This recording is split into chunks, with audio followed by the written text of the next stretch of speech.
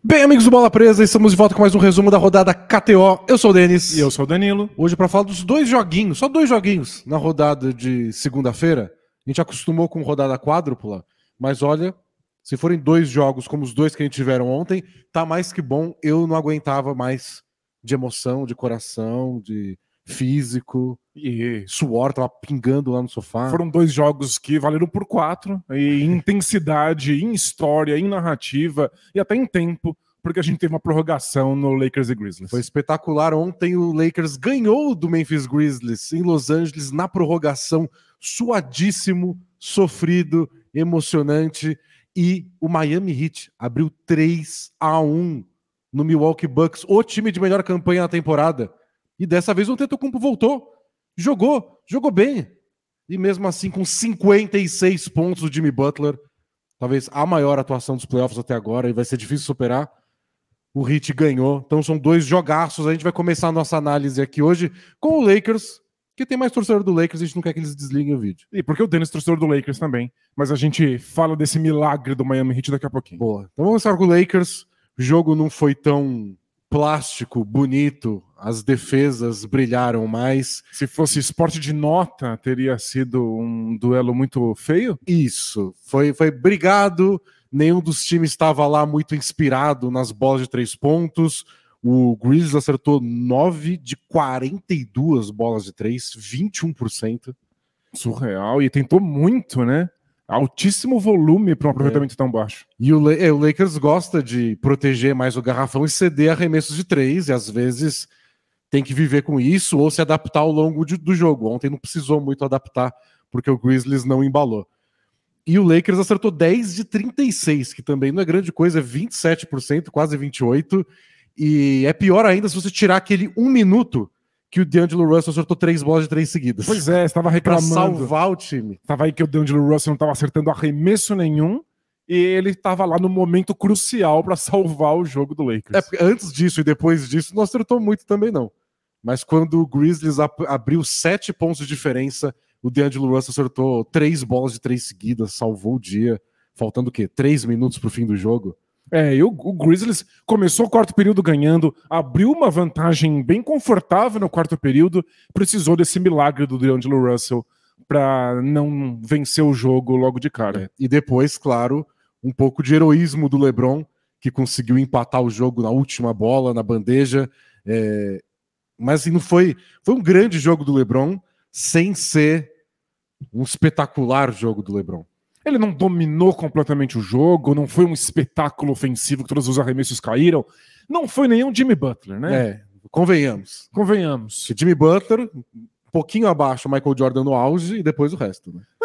Os 56 pontos de Jimmy Butler foram só a 4ª vez na história dos playoffs que alguém chegou nessa marca de pontos. Surreal. Então, o LeBron não estava nessa marca, mas teve um desses jogos completos dele. Foram 20 rebotes. Né? 22 pontos, 20 rebotes, 7 assistências. Esse é um jogo ruim do LeBron.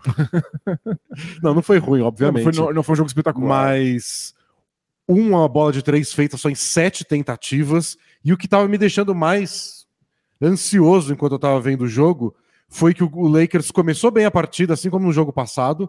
Não abriu 30 pontos de vantagem, mas começou bem, abriu uma vantagem confortável, aí o Grizzlies cortou a diferença no finzinho do segundo quarto, só para ir pro intervalo com aquele mal-estar pro torcedor do Lakers. E aí no segundo tempo o Lakers estava lá, estava bem, estava na frente, a Grizzlies chegou, empatou, virou, e quando virou, já estava no quarto período, o Anthony Davis tinha 6 pontos no jogo. 6. E o LeBron estava exausto. É claro, né? O LeBron tava passando a bola pro Dennis Schroeder, passando a bola pro D'Angelo Russell, ficando lá no canto da quadra. E aí pegava a bola, passava e tava se matando na defesa. Para marcar o Jaren Jackson Jr., para garantir os rebotes, que ele pegou 20. O Grizzlies incomodou muito nos rebotes. O Grizzlies pegou 16 rebotes ofensivos. O LeBron tava se matando lá para não ser 20. E foi um ajuste mesmo, né? Usar o LeBron para tentar proteger o garrafão, fazer box out, garantir os rebotes. Então o LeBron tava esforçado, tava correndo, só que às vezes chegava no ataque, ele ia andando pro ataque, dava a bola para os outros jogadores e tinha opção, né? Porque muitas vezes estava em quadra o Schroeder, o Russell e o Austin Reeves. São 3 armadores, 3 criadores. Pro LeBron não ter que construir a jogada, né? Só que começava a dar aquela angústia do tipo, É nossa chance, senão tá 2-2 a série de novo. Eles estão ganhando e o LeBron não tá com a bola na mão. Pelo amor de Deus, por favor, faz alguma coisa. E na última bola, ele pegou a bola, atacou, fez a bandeja, empatou. Na prorrogação ele jogou muito bem. Depois fez mais 2 bandejas na prorrogação, incluindo a que tomou a falta do Dillon Brooks e fez a cesta para jogar de 3 pontos, que definiu um jogo. Então ele conseguiu... O D'Angelo Russell salvou um pouco a pátria com aquelas bolas de 3, mas nas últimas jogadas ele conseguiu um pouco mais. Até porque ele não atacar o garrafão tanto, tava meio que livrando a barra do Grizzlies. Porque o Grizzlies botou o Xavier Tillman para marcar o LeBron. E o LeBron tinha lá o Tillman na frente dele e passava pro lado. Não tem que aproveitar isso de alguma forma? Não deveria ser um mismatch, né? Não deveria ser um duelo favorável pro LeBron. E ele não deu conta, acho que fisicamente, durante um pedaço do jogo, mas depois, mais pro final, ele voltou a tempo de salvar o Lakers. Isso, e jogou muito bem quando não estava com a bola nas mãos. Foi um bom trabalho defensivo do LeBron, um bom trabalho nos rebotes. Cavou uma falta de ataque, daquela maneira meio criminosa que a gente já conversou aqui, que chegou a lesionar o Antetokounmpo e o próprio Ja Morant. Foi mais uma tentativa de falta de ataque que o LeBron conseguiu e que o Ja Morant se dissolveu no ar. Então, esse é o perigo, né? A jogada foi boa. Foi uma boa jogada do LeBron. Ele conseguiu a falta de ataque do Ja Morant. Perfeito. Completamente dentro das regras, tudo perfeito. Como é que você vai impedir alguém de tentar fazer isso de novo no próximo jogo? E aí vai ter todo o jogo alguém capotando em cima de alguém? É lógico que eventualmente vai ter gente quebrando a mão. E o Ja Morant não nessa jogada, mas tomou um capote no ar, caiu em cima da própria mão, começou a chacoalhar a mão desesperado. Eu pensei, já era. É isso. Ele acabou voltou. A série do Grizzlies e acabou o Ja Morant.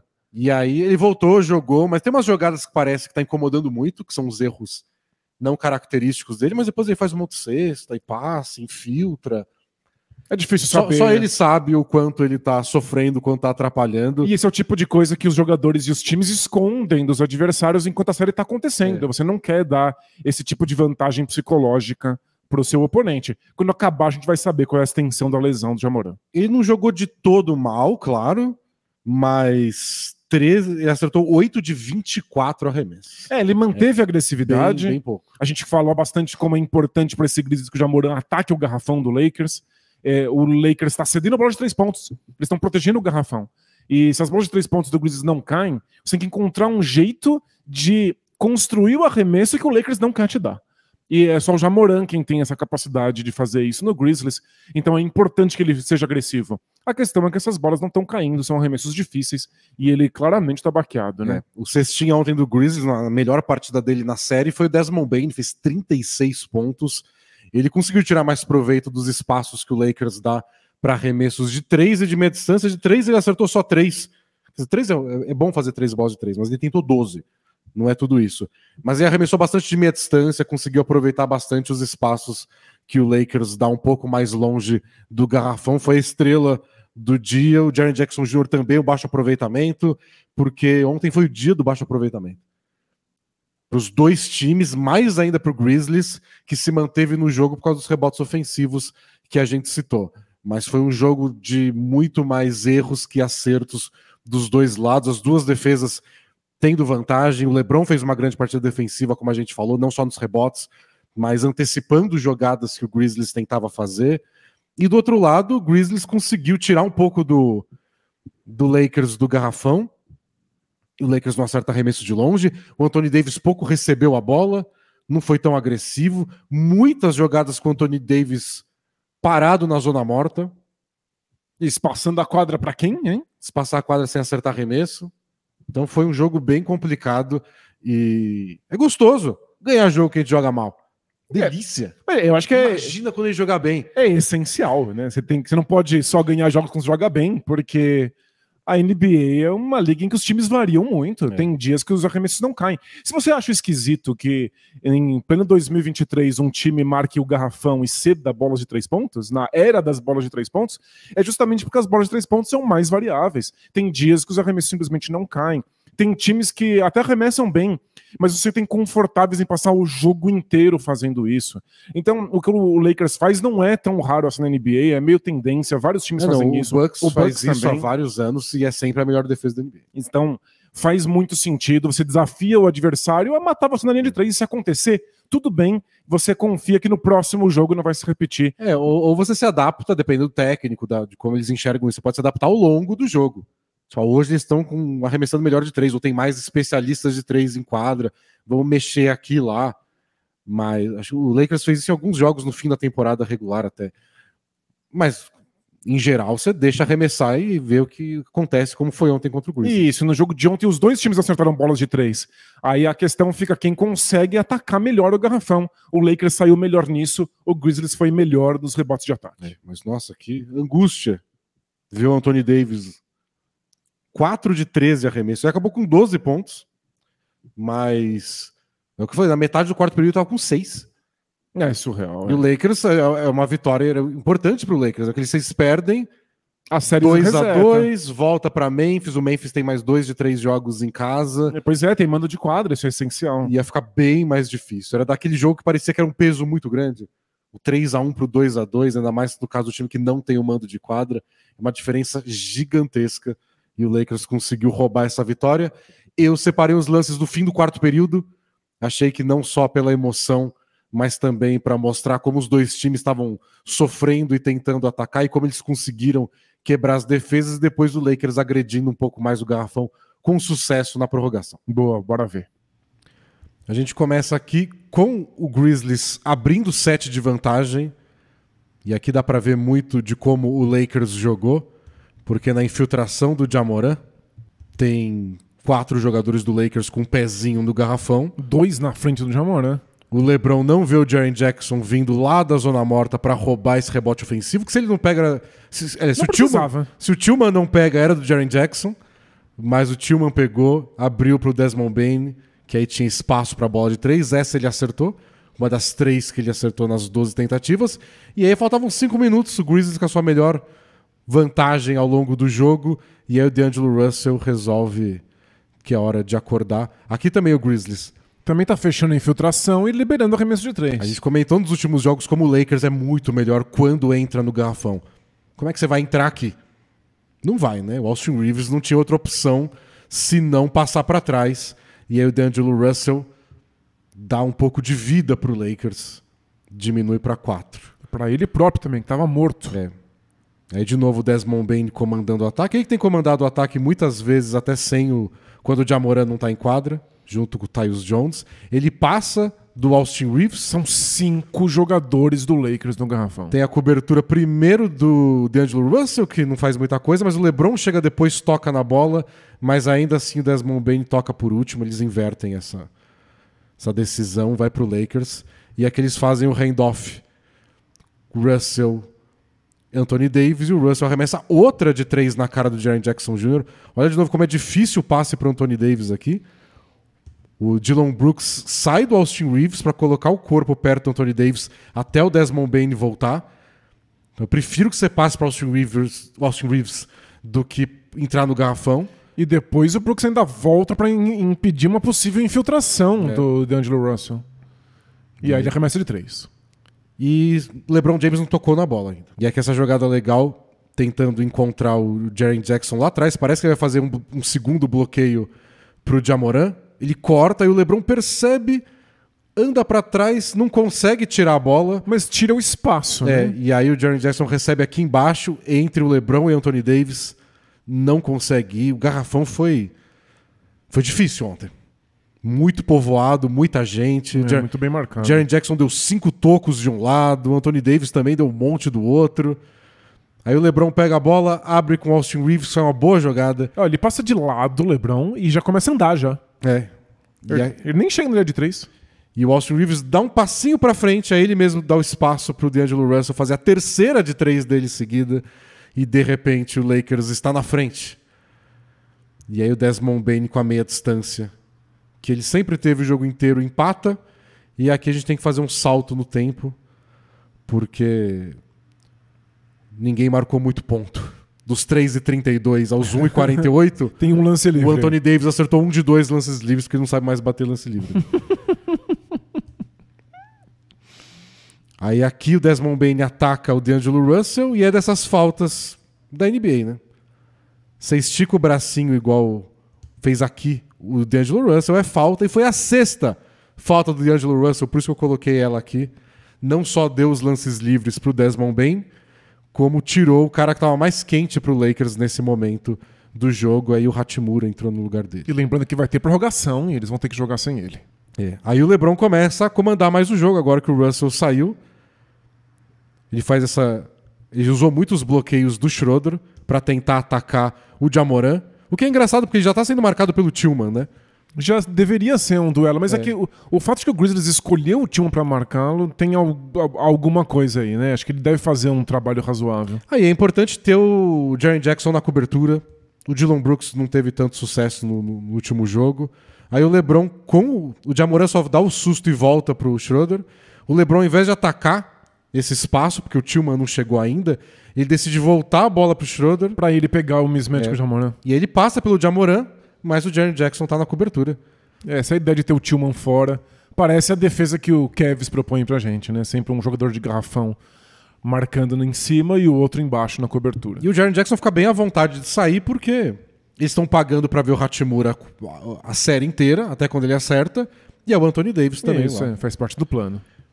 O importante é o Jaren Jackson chegar na cobertura. De novo o LeBron versus Tillman.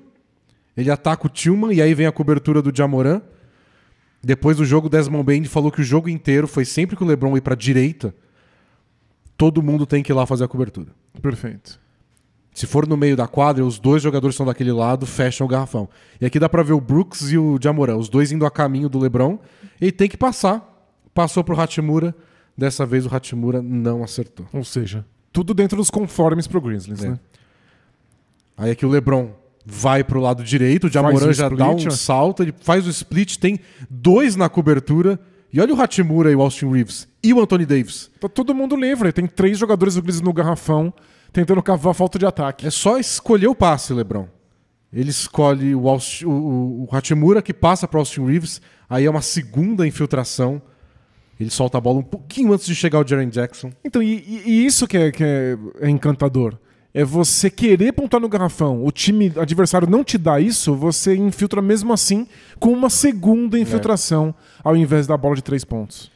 E aí é o jogo empatado. Ja-Morant tinha feito um lance livre mais cedo também. Ele tenta atacar o Hachimura. Ele teve muito sucesso atacando o Hachimura, seja para cavar falta ou para conseguir bons arremessos. Aqui eu acho que ele conseguiu um bom arremesso. E se desequilibrou um pouco o Hachimura indo para trás. Não sei se ele queria o contato do Hachimura. Ele ficou muito bravo com o árbitro. Ele nunca chegou.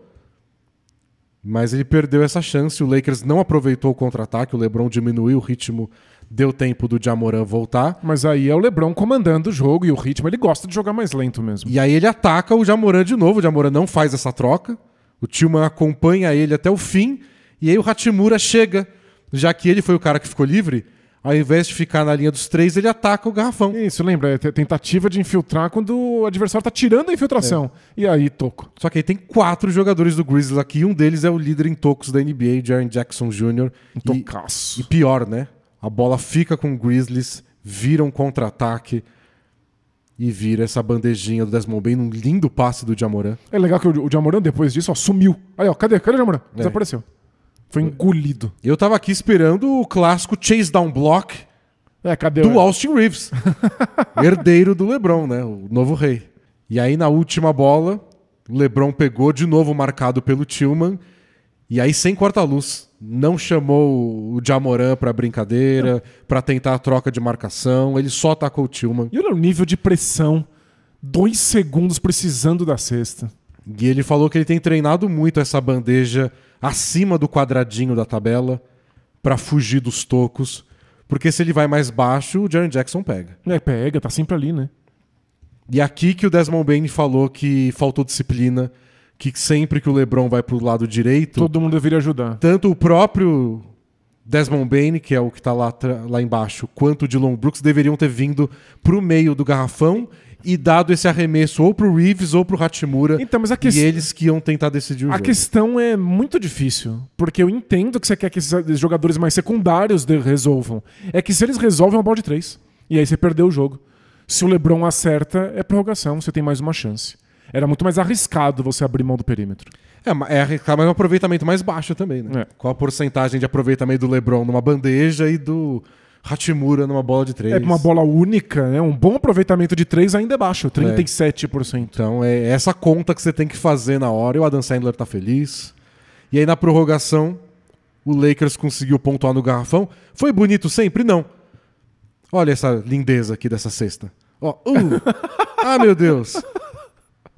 A finalização foi bonita. Não, o Jamoran trombando num companheiro de time. Não, e o Jaren Jackson escorregou no suor. Não consegue nem repor a bola.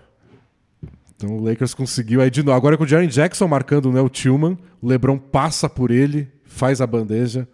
É quando o Lakers abriu 4. Depois ele conseguiu finalmente acionar o Anthony Davis perto da cesta, e aqui ele cavou falta do Jaren Jackson. Na sexta não tivemos. Infiltração do Austin Reeves, com tapinha do Anthony Davis.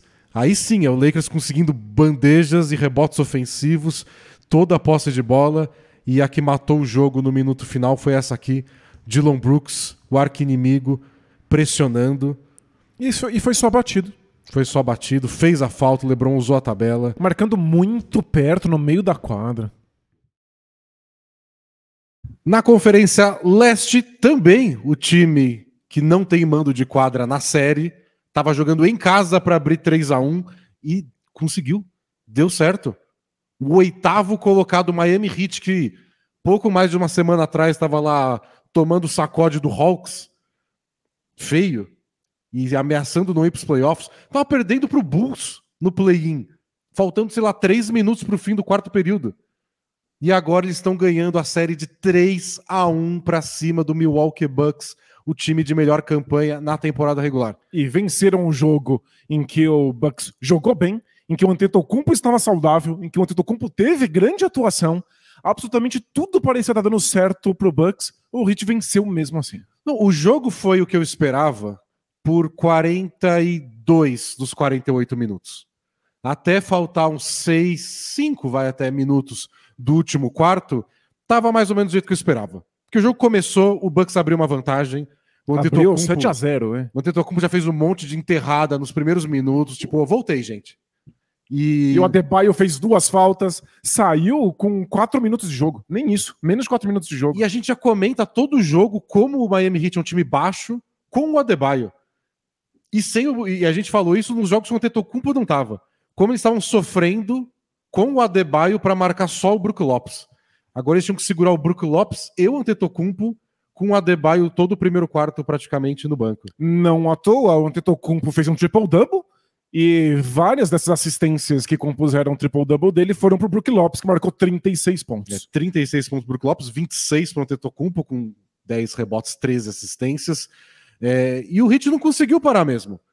O Bucks estava mandando no primeiro quarto e abrindo uma vantagem. Aí, de repente, o Jimmy Butler foi lá e falou, hoje não. Inspirado na famosa série de fantasia medieval. Hoje não. E começou a fazer um ponto atrás do outro. Foram quantos pontos no primeiro período dele? Eu lembro que foram 22, né?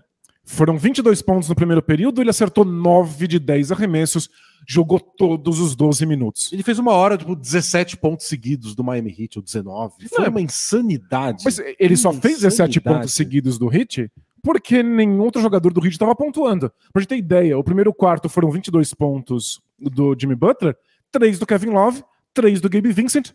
Acabou, terminou. Para ser capaz de ter pontos o Miami Heat, a bola tinha que ir para as mãos do Jimmy Butler, tinha que acertar arremessos dificílimos, e aí foi o quarto de maior pontuação da carreira do Jimmy Butler. Ele nunca tinha marcado 22 pontos num período na vida. Aconteceu justamente para o primeiro quarto não ser uma surra completa. E o Heat acabou o primeiro período perdendo. Inclusive, se fosse o seu amado basquete de sets, um dia, o Bucks teria vencido por 3-1, né? Aliás, tem outro número legal. Tem um site que eu já citei em outros playoffs que chama Shot Quality, qualidade de arremesso. E eles têm uma conta que eles não revelam inteira, claro, porque é o negócio deles, mas a conta leva em conta assim, tudo que pode estar envolvido naquele arremesso. Todos os arremessos que foram dados num jogo. Quem deu aquele arremesso, de que distância, qual o aproveitamento médio daquele arremesso na NBA ou daquele jogador específico, as duas coisas, quem tá marcando. Isso, quem é o defensor mais próximo, quão próximo ele tá. É um negócio gigante para medir qual a probabilidade de cada arremesso cair.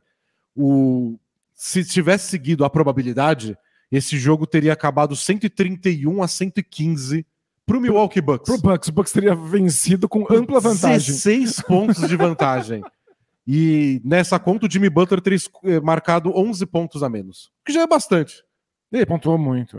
Mas mesmo assim, é impressionante o que o Heat achou de ponto na marra. E ninguém muito mais que o Jimmy Butler fez isso ontem. E aí é uma questão filosófica, porque o Bucks fez um excelente trabalho defensivo. Eles marcaram bem todo o resto do elenco do Miami Heat, e eles optaram pela marcação individual do Jimmy Butler, porque eles acreditam que eles têm bons defensores de mano a mano capazes de segurar o Jimmy Butler, forçar o Jimmy Butler a dar arremessos difíceis. Você tem o Middleton, você tem o Jrue Holiday.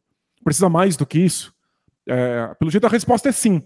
Mas o plano do Milwaukee Bucks era confiar que eles vão forçar o Jimmy Butler a arremessos de baixo aproveitamento, e aí se ele acertar... Só ele vai pontuar. Só ele vai pontuar. Se ele acertar arremessos muito difíceis, não é possível que ele acerte durante um jogo completo. E aí ele vai estar cansado, então ele vai fazer um trabalho pior na defesa.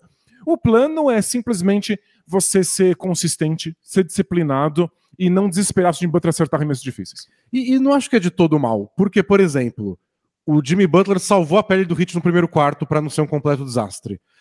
Ele acabou o primeiro quarto sem conseguir respirar direito de tão cansado. Eu nunca tinha visto uma coisa assim. Eu já tinha visto jogadores tão cansados, tão visivelmente cansados, né? Porque às vezes o jogador tá cansado, a gente não percebe. Mas eu tinha visto no final de jogos. No final do primeiro período, a câmera focou no Jimmy Butler e ele tava ofegante de um jeito preocupante. A cena clássica que o pessoal usa de exemplo toda vez como o meme de alguém cansado é o Jimmy Butler na bolha. É verdade. Lembra aquele jogo contra o Lakers? Tava todo mundo machucado, ele fez tudo sozinho e tem ele apoiado naquelas proteções do lado da quadra, com a cabeça baixa, porque ele tava exausto. No quarto período. No quarto período. Claro. Agora ele estava exausto no primeiro quarto, depois de ter feito 22 dos... 26, não 28 pontos. Foram 28 pontos do Heat no período.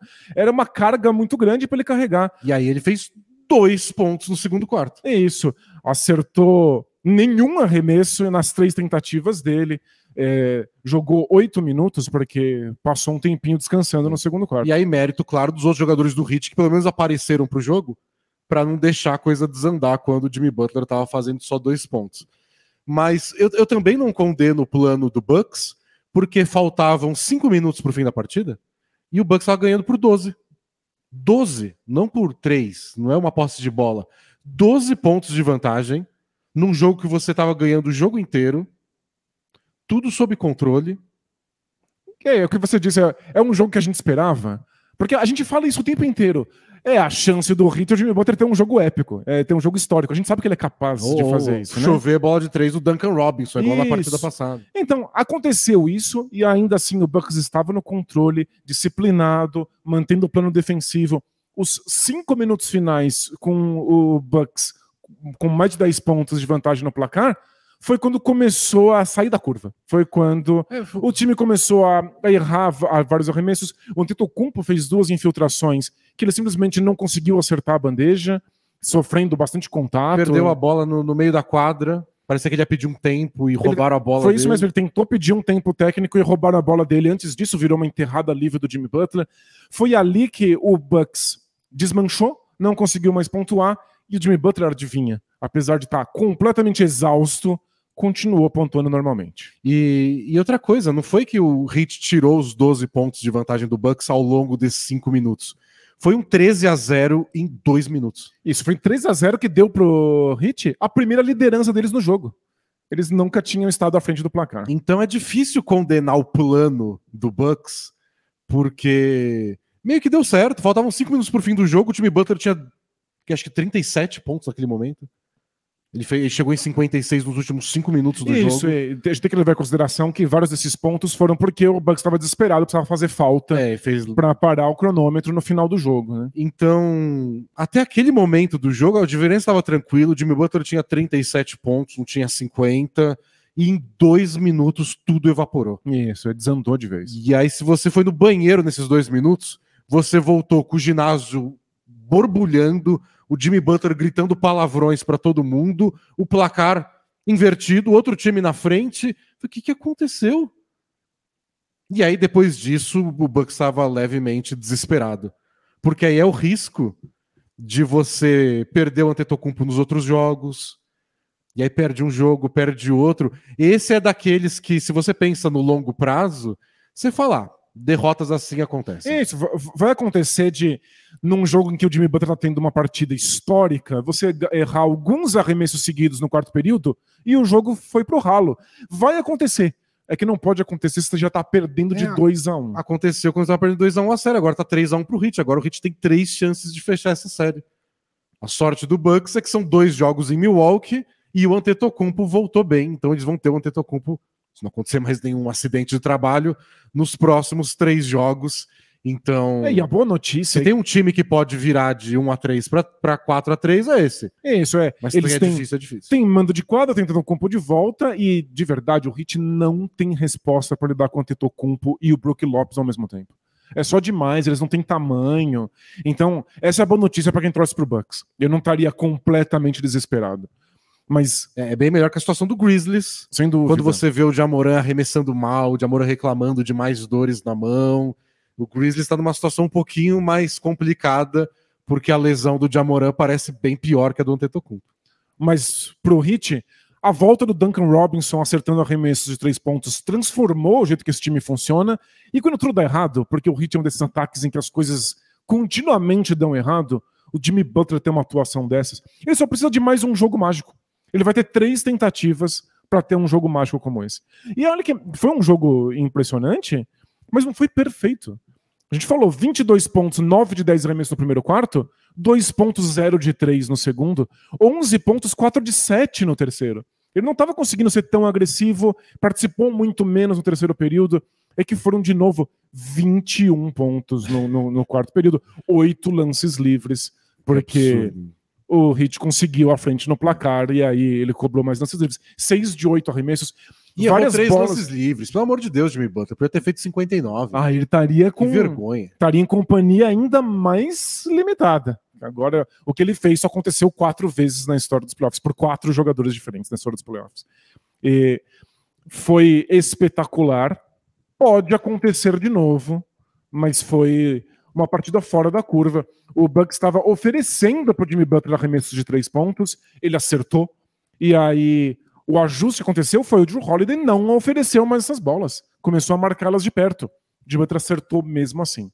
E a gente sempre lembra, o Jimmy Butler não é tradicionalmente um arremessador de 3 pontos, ele não tem alto aproveitamento. A gente lembra em uma circunstância que ele acertava todas as bolas de 3 que ele tentava, a bolha. Foi lá que o Jimmy Butler se tornou essa lenda capaz de fazer pontos como chuva, de repente, num período de poucos minutos. A lista, para quem ficou curioso, porque eu fiquei que eu não lembrava, Michael Jordan, 63 pontos contra o Celtics, a maior pontuação da história dos playoffs. O Elgin Baylor, em 62, fez 61 pontos. E em terceiro, Donovan Mitchell, em 2020, 57. Aí Jimmy Butler, Charles Barkley, Michael Jordan de novo e Will Chamberlain, 56 numa partida. Então essa é a listinha para qual entrou o Jimmy Butler. É um rol muito seleto, foi espetacular.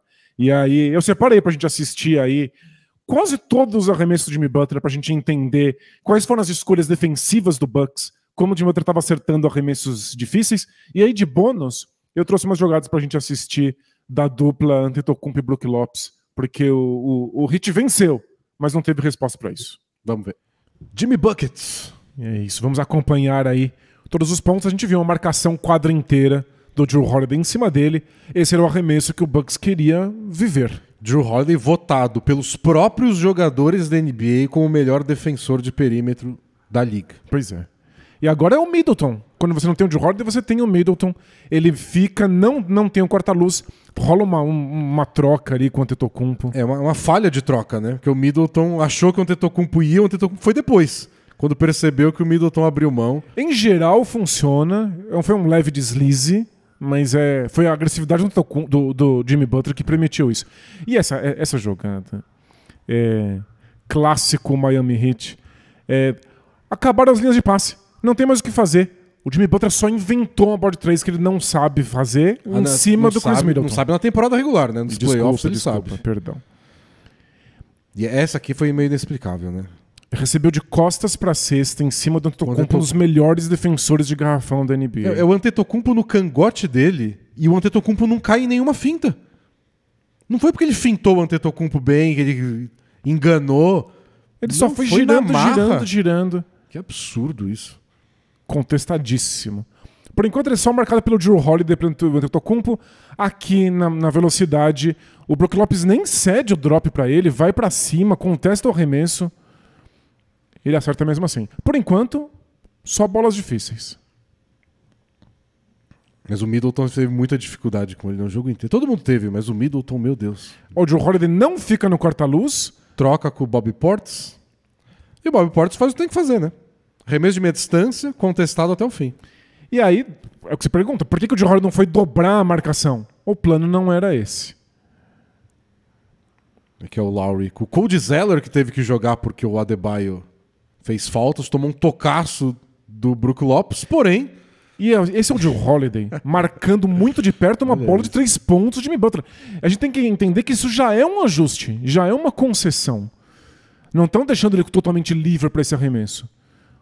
É só absurdo. Não dá para marcar melhor um arremesso de 3 pontos zona morta do que isso.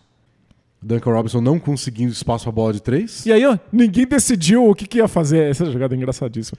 Ninguém não foi sabe. Falta, convenhamos. Ninguém sabe quem deveria estar marcando o Jimmy Butler agora. O Jrue Holiday tá do outro lado, porque a jogada quebrou. O Ingles foi acompanhar o Caleb Martin lá do outro lado. O Bobby Portis estava com ele e falou: opa, então sou eu? O Bobby Portis empurra o Ingles na direção do Jimmy Butler. Vai marcar você. E aí o Ingles tira o corpo. Achei que ele tirou o corpo mó bem. Não, ele tirou o corpo completamente. Nem tem contato, é meio Matrix. Mas deram falta e valeu a sexta ainda. Foi uma jogada bem absurda. A gente tá vendo, ou é defesa espetacular, ou é um ou outro deslize do Bucks. Agora o Antetokounmpo nele de novo.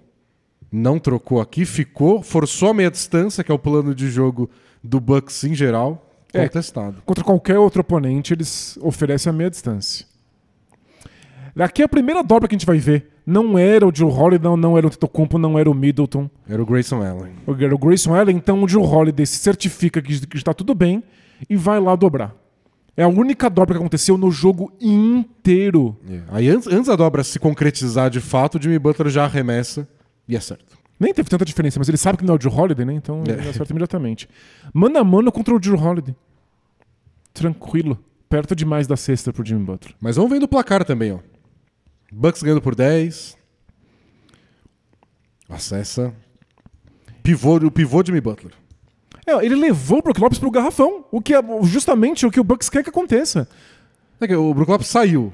Ele bateu o Brook Lopes, aí tinha o Antetokounmpo, ele parou. Aí ficou o Antetokounmpo e o Brook Lopes juntos. Tipo, se você me mandar essa foto, você fala assim, é isso que o Bucks quer. É o Jimmy Butler parado, com os 2 pés travados no garrafão, enfrentando o Brook Lopes e o Antetokounmpo. E ele saiu com a cesta. E de novo, olha a diferença no placar. Gente. Surreal, né? E aí o Jrue Holiday fica no corta-luz. O Antetokounmpo faz o drop, o Jrue Holiday se recupera. Arremesso. Eu não mudaria meu plano se estivesse ganhando por 15 no fim do terceiro quarto também. Aqui o Middleton. O Middleton foi batido o tempo inteiro. Ele foi só batido no drible. O Jrue Holiday forçou uns arremessos mais difíceis. O do Chris Middleton. Por isso a gente vê que são poucas posses de bola. O Bucks tentou evitar, mesmo que o Middleton seja um excelente defensor. E aqui a bola que o Antetokounmpo ia pedir o tempo. E aí o Kyle Lowry rouba a bola. Aí caos generalizado. E aí é a primeira liderança do Heat em todo o jogo. E curioso, a gente não vê tantas cestas do Jimmy Butler nessas últimas cestas pra cortar a diferença, porque teve um monte de bola de 3 do Caleb Martin. Isso vai culpar o Bucks também, porque o Caleb Martin acertou bola difícil de 3. Foi um jogo insano. E aí até rolou o corta-luz, mas o Jrue Holiday navega perfeitamente bem. Tá lá pra contestar. E essa foi só, ele tava com a confiança muito lá em cima. Muito, passo pra trás em cima do Jrue Holiday pra acertar uma bola de 3 pontos com step back. Muita adrenalina, ele só precisava jogar isso em algum lugar.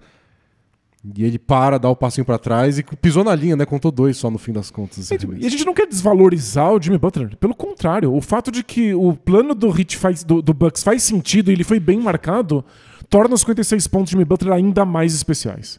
Foi muito espetacular. Ele falou, ó, aqui é minha casa. Lar, ele falou lar. Meu lar, tô muito feliz aqui.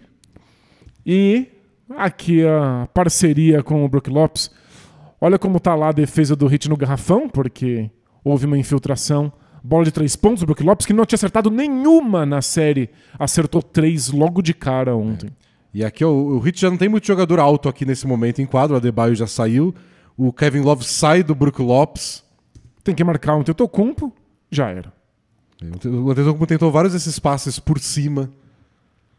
Foram quase todos muito bem sucedidos. Adulto jogando com criança, sabe? Fica passando por cima com a mão esticada. Aqui, se a infiltração do Antetokounmpo é contestada, o Brook Lopes acerta a bola de 3. E o próprio Brook Lopes segurando o Kevin Love para dar o espaço para infiltração. Quando todo mundo se desvencilha, né? Ele volta pro Brook Lopes. O Brook Lopes com vantagem de altura, pontuando perto da cesta e acertando bola de 3, é jogador de 36 pontos no jogo mesmo. E aí, ó, ponte aérea, teve muitas dessa. Totalmente sem resposta. Eu não sei que o Heat pode fazer muito disso, porque falta material humano, né? O time piora quando você começa a colocar os outros pivôs em quadra, né? Passe rápido, ganchinho. O Heat não pode usar outros pivôs para contestar. Eles têm que impedir os passes. No jogo passado eles conseguiram mais impedir esse espaço pro Brook Lopes, mas não tinha o Antetokounmpo, né? O Antetokounmpo atrai muita atenção. O Adebayo vai pressionar um pouco o Antetokounmpo, o passe já acontece. E tem que pressionar o Antetokounmpo, inclusive pelo tamanho dele, né?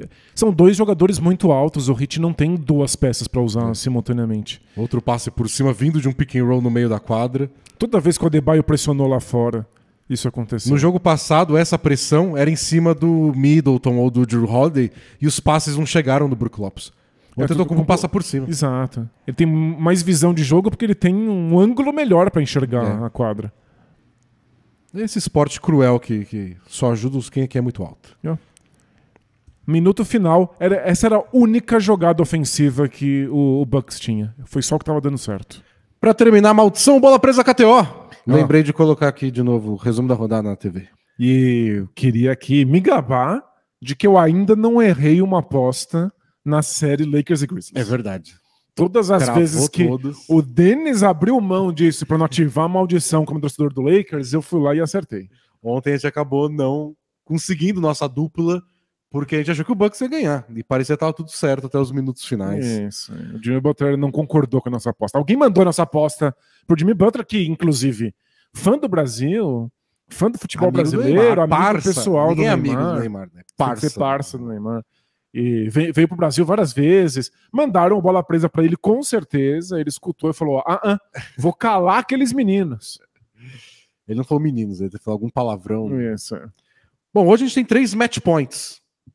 O Boston Celtics pode fechar contra o Hawks em casa, o Nuggets pode fechar contra o Wolves em casa e o Phoenix Suns pode fechar contra o Clippers em casa. Adorei que você... Então é tudo bem favorito. Você chamou de match point, você sonha com basquete de sets, seu repertório é muito tenístico. É, né? Ou de vôlei. Não, aí não pode, né? Tem rixa. Então, a KTO, 3 times podem acabar com suas séries. A KTO paga 1,11 para cada realzinho apostado no Celtics, 7,50 pro Hawks, que vai estar sem DeJounte Murray, porque ele peitou o juiz de forma verbal e física depois do jogo passado. Foi suspenso. 7,50? Acho que a gente não tinha visto uma disparidade dessa nesses playoffs, hein? Acho que até agora não. Mas o Suns também paga 1,11, assim como o Celtics, e o Clippers paga 6,75.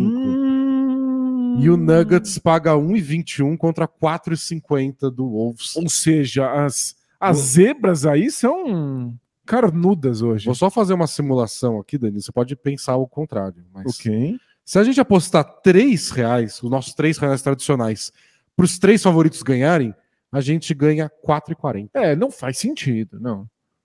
Não tem nem graça. Não, a vida é muito curta para eu ganhar R$1. R$1. Então a gente tem que escolher uma zebra no mínimo. Ou 2. Faz uma outra simulação pra gente. Vê as 3 zebras. Só pra saber aí se dá pra comprar o nosso primeiro iate. É que o Hawks... Primeiro, né? Depois você tem um iate, você quer o segundo. A gente aposta R$3 para as vitórias de Hawks, Clippers e Wolves e ganha 708. Ou melhor, não ganha, porque não vai acontecer. Tá bom, tá bom. Pode escolher. A do Hawks eu me recuso. Você acha que não vai rolar, né? Se fosse sem o Trae Young, eu estaria mais. Eu acho que também não ia ganhar. Mas eu estaria mais disposto do que sem o DeJounte Murray. Tá bom. Então, porque pelo menos a defesa pode melhorar, não sei. Defesa do Celtics. Então o Celtics vai ganhar. Perfeito. Agora você quer apostar no Wolves pra dar um susto no Nuggets? Eu acho que o Wolves tem mais chance do que o Clippers. O Clippers a gente já viu partida histórica do Westbrook, partida histórica do Norman Powell, e nada funciona, não vai ser agora, né? O Wolves tem alguma chance de assustar. Postaram uns vídeos aí do Paul George treinando, mas... Será? Nada que... Será? E se pode jogar hoje porque não podia jogar antes de ontem? Mas aqui hoje tá pagando bem. Não? Eu não posto. Tá bom, então vamos com o Wolves. Ai, que absurdo apostar no Wolves. Tá bom. O Wolves pelo menos venceu o último jogo. A memória recente tá bonitinha. A gente paga 3 e a gente ganha 16. 16,50. Tá bom. Você quer apostar no Clippers? Não, vamos de Wolves. Vamos de Wolves. Porque assim, quando o Clippers vencer o jogo essa noite, eu posso voltar aqui amanhã e reclamar com o Dennis. Honestamente... Eu acho que vão fechar as 3 séries hoje. Mas aqui, eu não vou apostar 3 para ganhar 4, né? Pelo amor de Deus. Não, a vida é curta demais. Bom, é isso. Venham conferir aí qual foi o resultado das apostas amanhã, para ver eu reclamando com o Denis. Façam as suas também. Pode usar o cupom BPRESA para ter um bônus no seu primeiro depósito. Comenta aí. Deixa aí nos comentários as apostas que vocês fizeram, o que vocês estão almoçando hoje, porque isso é muito importante. A gente está aqui todos os dias na hora do almoço com vocês, fazendo o nosso resumo da rodada. Muito obrigado aos assinantes do Bola Presa, que tornam isso possível, e a KTO também. E aperta o sininho para ser notificado assim que o vídeo entrar no ar com o resumo de amanhã. É isso aí, pessoal. Até a próxima. Até amanhã. Tchau. Tchau, tchau!